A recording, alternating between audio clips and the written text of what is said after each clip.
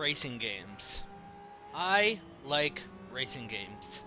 As much as the next person, I've had a very long history with racing games. I love racing games. I love Mario Kart, I love Forza, I love that one game on the Xbox 360 that I can't remember, but if I look it up and I can find it, I'll put it right here. There it is, probably one of my favorite Xbox 360 games that I grinded for no reason other than that I thought it was good, and it was before, I had any other modern console. The Xbox 360 was probably like my most modern console, by the way. Xbox 360 is peak Xbox. No one can prove me wrong. Now, like I said, I really like racing games. I really do. I have a nice found love for racing games. I have F1 2021 on my PlayStation. I have Forza 4 and 5 on my Xbox Series S. They're fun to play, and so much to the fact that I have a, $300 steering wheel and pedals that weighs about 500 billion pounds. Now, there is a game that I have gotten semi-recently. I think I have a little over 50 hours, maybe a little bit under 50 hours on. I don't know, I'd have to check. Called Gran Turismo 7. Now, a lot of you are probably familiar with Gran Turismo 7.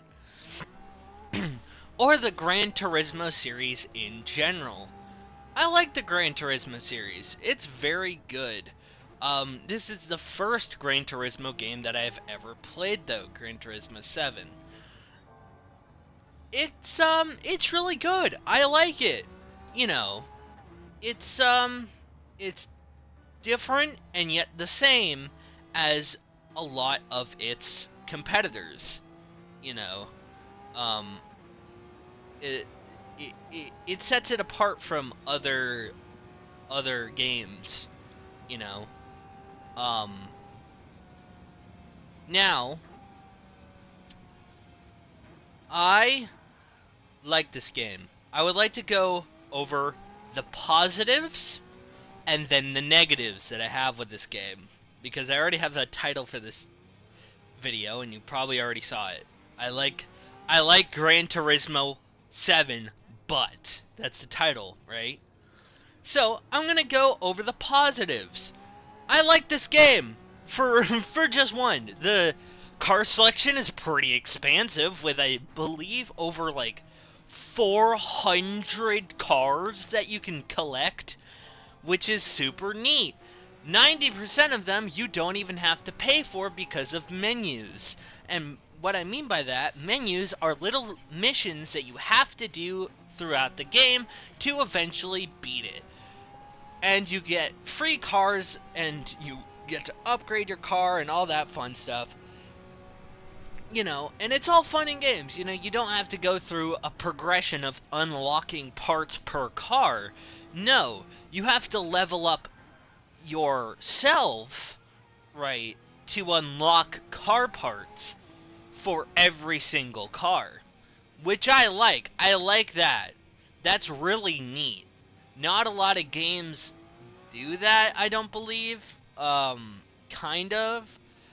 Need for Speed kind of does the same thing, which is another racing game that I really like, where you kind of have to go unlock parts, like Ultimate Plus parts. I'm going to use Need for Speed as an example here. You need to drive at night, get to a certain level, and then go and race and collect the Ultimate Plus part, and then go back in. But it's a lot less grindy, which is why I don't really like Need for Speed. It's just the pointless grind that it is. Oh my god.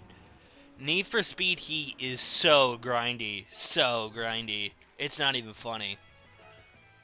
Anyway, Gran Turismo has tight controls, and when I do use my steering wheel with it, it it feels really nice, you know. Um, Unfortunately, I do not have a stick shift, mostly because they're like fucking $80.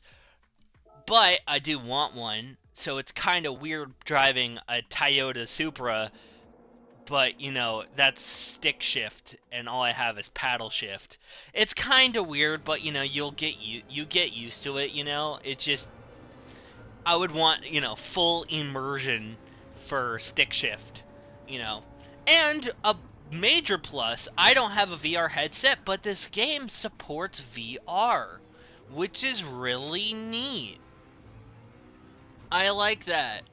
I think it's really cool that they're implementing, you know, the VR into racing games. That's a really cool idea, you know. The cabin view is super nice and not obstructed at all. Um, Especially with cars like the F1 cars that have, you know, that thing in the front of your view. Like if you see me play F1 2021, um, and I play cabin view, which I usually like to do, I like to play in first person. Um, there's something right in my vision, you know, that separates my screen, and it can bug the shit out of you. Which is 90% why I don't play cabin view in F1 because it doesn't blur that out. Gran Turismo does. Here's an example picture. It blurs it out. I'm going to compare the two. It's so nice. So nice. Now, this game, although amazing, has its flaws, which is what we're going to get into right now. The reason, or not the reason I hate Gran Turismo, because I love it. I really do. It's a really good game. It's very innovative. Tight controls, just really, really good. I recommend it. But, my problems with it are as follows. 1. The fact that pit stops can take up to 45 seconds, which in a race is really long. And if you're doing a race with, I don't know, maybe the prototype cars, which are notoriously very quick, by the time you get out of the pits, first place has either lapped you already or is right on your ass. And it makes it impossible to get up to at least third because first is already gapping you. Pit stops have to be the most complete BS in this entire game. They take so ungodly long. You can't upgrade them. There's no way to get them to go faster. They take a maximum, I think, of up to, like, I think I've seen like a full minute before, but I don't know. What's even more bullshit is that people who have entered the pits after you and have less fuel than you can still get out before you, which makes no sense. If I had to do at least one major complaint when it comes to this game, it would be that it would be that pit stops take too long. I wish it was like F1 where maybe they take, I don't know, 1 or 2 seconds. It's a little bit more realistic that way.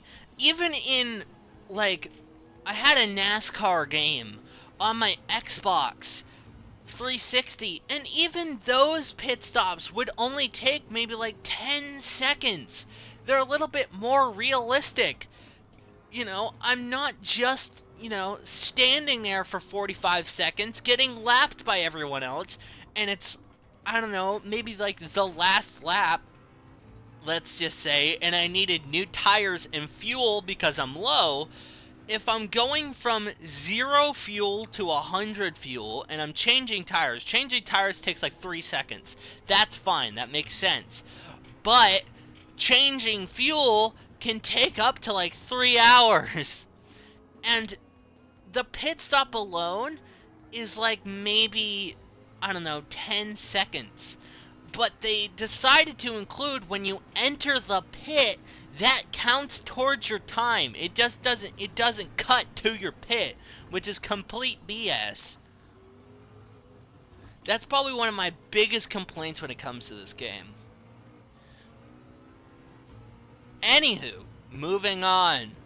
Problem 2. How F1 cars are so slow. Yes, really. F1 cars.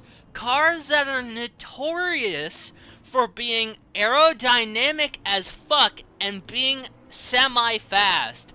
Now in F1 2021, a game that came out before this, mind you,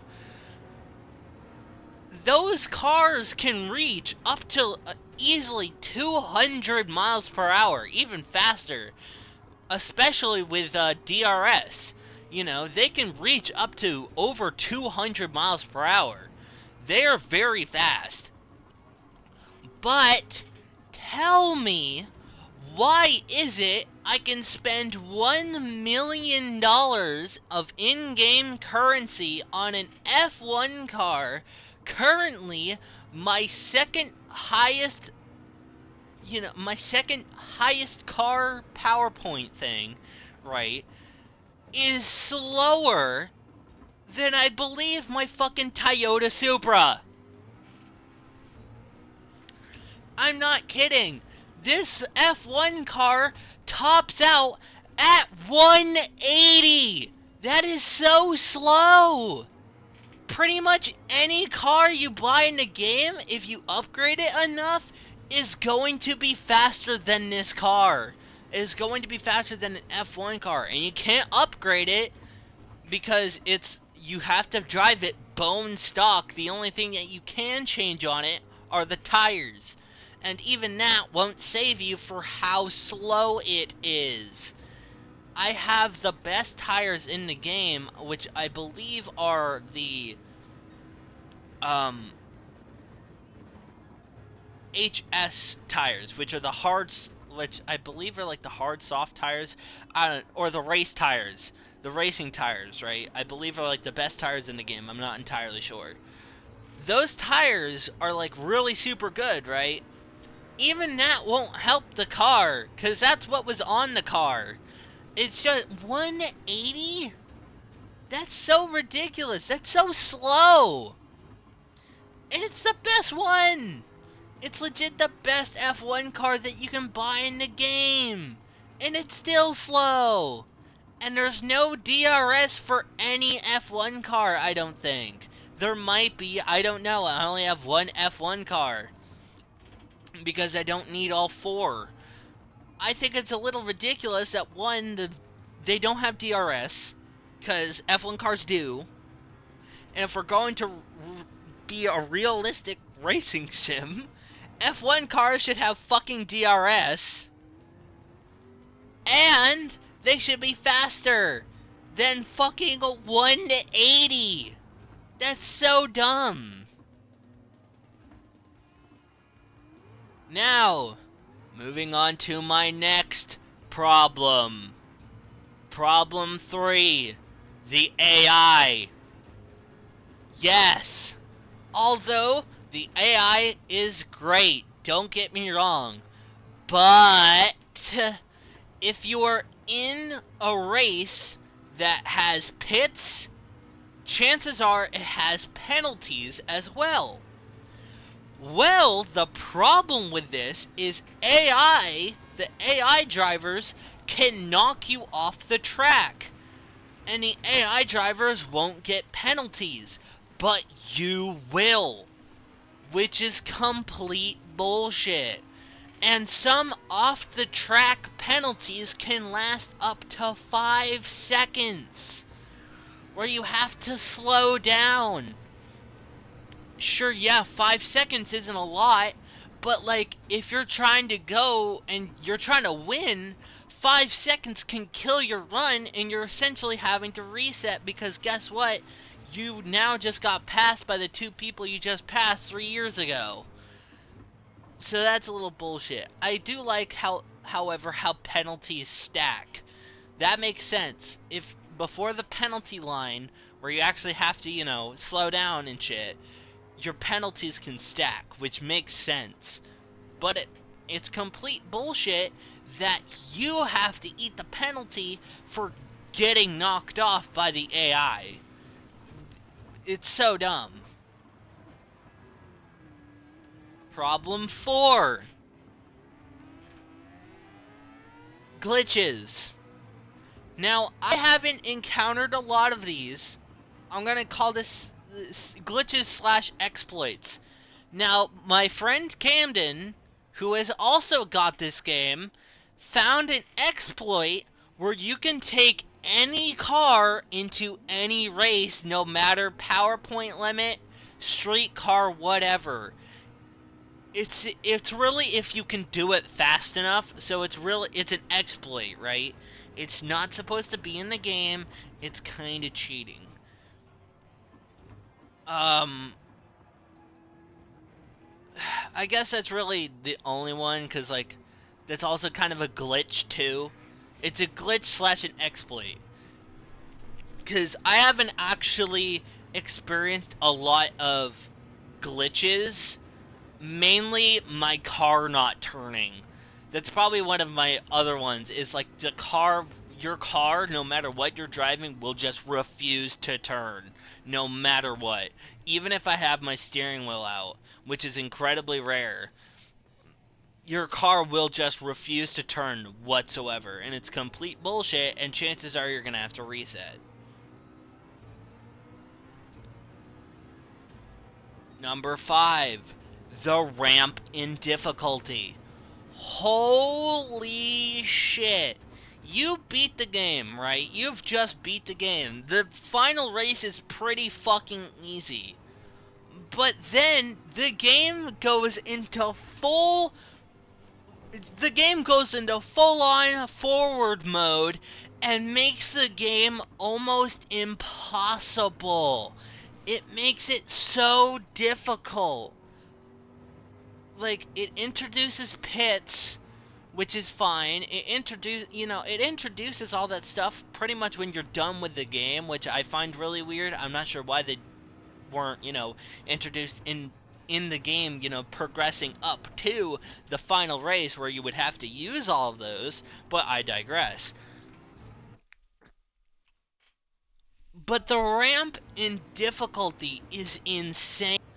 It is, in fact, so insane that you can just be driving normally and still just lose. I mean, like, they expect you to get, like, first, second, or third at least in these races that are 10 laps long, and somehow you have to fit pit stops in there.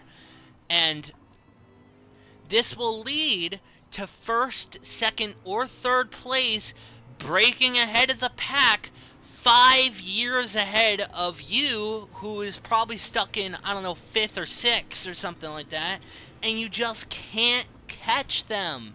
It is impossible. And they very rarely pit. It is so stupid. It really is. How, number one, how dumb it is that very rarely will the AI actually pit, so they just never run out of gas, they don't have to replace tires, nothing. They can just keep going for the 10 laps, which is stupid and makes it ungodly. But also, it makes it completely unfair for you because you can never catch them, because guess what? They're already like practically a lap ahead of you. You just got out of the pit lane. Guess what? They're either entering the pit lane or they've already lapped you. It's so difficult The ramping difficulty is insane. Like I said, the final race is easy. Is so easy. This game is pretty easy, but after that, it gets incredibly difficult for no reason whatsoever. I don't even know what problem I'm on now. Probably problem 6. Problem 6. I don't know, dude.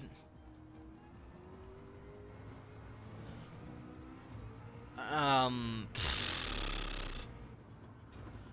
problems. Oh, I want to add something to the glitches. Fuck. Words.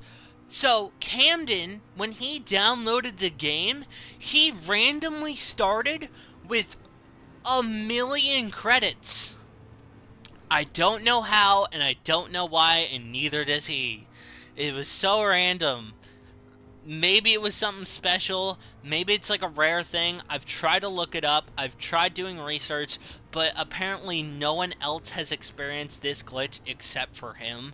So like he like immediately bought a Lamborghini and just destroys early game because of the cheat, the car exploit that I was talking about. Like I don't know how he I don't know. I don't know. Um Problem 6. The endless grind. So, as much as I love this game, boy oh boy does it share a problem with a lot of other racing games. A fucking pointless grind. Now, don't get me wrong, I like grinding in some games, you know, it gives me a sense of accomplishment when I do eventually get that thing. But my problem is, if I want, like, a legendary car, one of the most expensive ones in the game is like $12 million or something like that. And the fastest way to earn money is to spend real life money to buy 2 million credits for like $30 or something like that. It's not cheap.